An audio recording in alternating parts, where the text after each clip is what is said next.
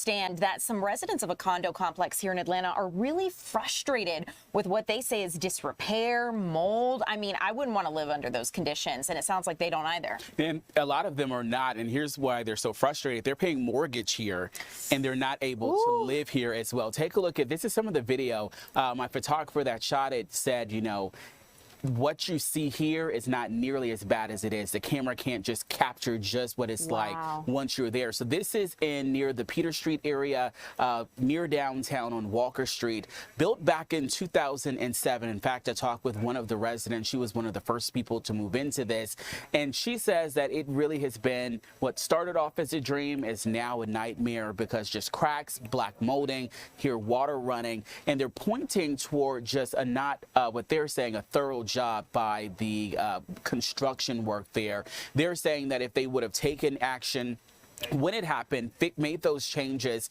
then, you know, they would have had a different outcome now. Well, now 20 of the 42 units have filed a lawsuit together over the mold and other issues there. We talked with the lawyer and several of those residents as well. They're pointing the blame to the HOA, which really governs this. That is the board. They also have a property management company, two of them. One is called Beacon. That is the one that is over it right now. There was another one called Access Management Group. They were over it for a couple of years before this. But take a listen to first the attorney, and then we'll listen to two residents as well. What we believe to be misuse of association funds and a mismanagement of the property that's led to roughly $12.6 million in damage to the association right now.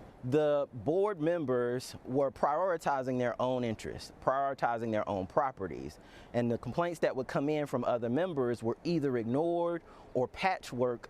I've dealt with black mold, high mold counts in my units. I've dealt with walls being taken down, seeing water running behind my walls, water stains on many of the ceilings. We've made an investment. We still pay a mortgage on an empty unit. We're having to live someplace else where there's another mortgage, and we want our unit fixed so that we can move back home. This woman that you heard from, she has not been able to live there for 3 years.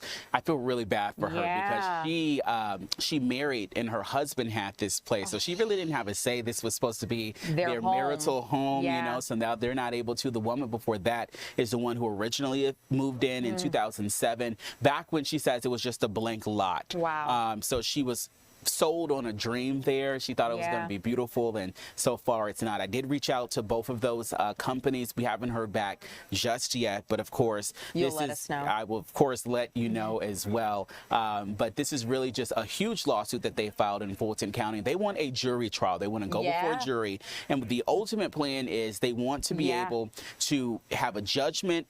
There's insurance companies, and they want the insurance to pay. Understandable. Well, and you know, when you see these images, I can understand why they would want a jury trial. Also, just the idea of, you know, we hear all the time about apartment tenants being frustrated, renters being frustrated with the place they live.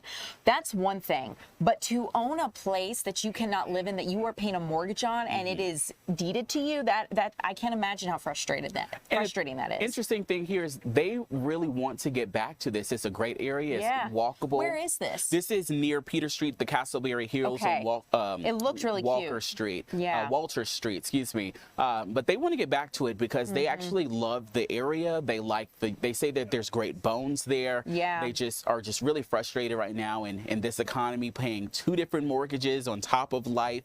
It's really a lot. Amen. Well, Eric, thanks so much for bringing this story to our attention. Joining